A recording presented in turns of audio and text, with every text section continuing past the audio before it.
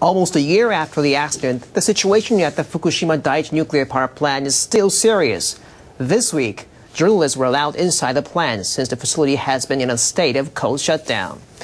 Our reporter Hidehiro Hanada was there, and for today's Nuclear Watch, he is here to tell us his observations. And we're going to speak in Japanese, but we'll provide you with simultaneous interpretation. What was the purpose of the media tour inside Fukushima Daiichi this time?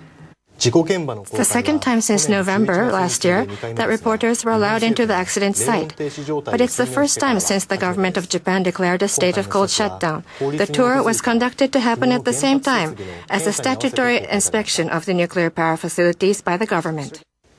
Let's see the footage showing us inside the plant. Journalists were given a one-hour bus tour of the plant, including the Disaster Task Force facility. The bus drove on a road parallel to the coastline. On the right are the turbine buildings for reactors 1 to 4. The radiation level near the number 2 building was 300 microsieverts per hour. Then it rose to 1500 microsieverts near the number 3 building. Here, reporters were allowed to get off the bus. I'm standing on a hill about 300 meters south of the number 4 reactor building. The radiation level here is 50 microsieverts per hour. Workers in the plant are exposed to higher levels of radiation. Some workers were clearing debris on the roof of the number 4 reactor building that was damaged. The work is to prepare for the removal of spent fuel from the storage pool, which will start next year. About 3,000 people work in the plant every day. Some have had to stop working because they had exceeded the radiation safety limit.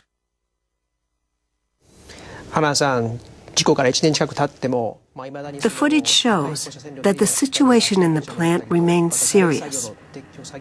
The radiation level is still high at many places, and work to remove debris continues. What else did you see? I felt rather apprehensive seeing the hastily built facilities. The water pumps for cooling the reactors were placed on high ground to protect against tsunamis, but they were placed on the back of a truck, parked outside. Since the state of cold shutdown was announced 2 months ago, there have been 43 water leakages, including from these pumps. One of the reasons for the leakages is freezing. TEPCO has been covering the pumps with sheets and wrapping insulation around the plumbing. Last December, radiation-contaminated water leaked into the ocean from a water treatment facility. Sandbags were piled around this facility, giving the impression that it was very much a band-aid measure.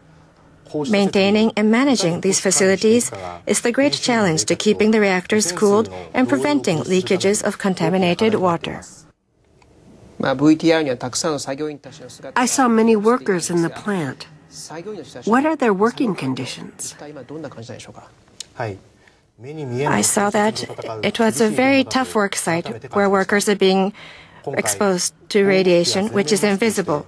I entered the site wearing protective gear and a full face mask. Although it was winter, it was hard to breathe, and after more than an hour dressed like that, I was sweating. 4 workers have died so far of heart attacks and acute leukemia. TEPCO says that there is no correlation between the deaths and radiation exposure.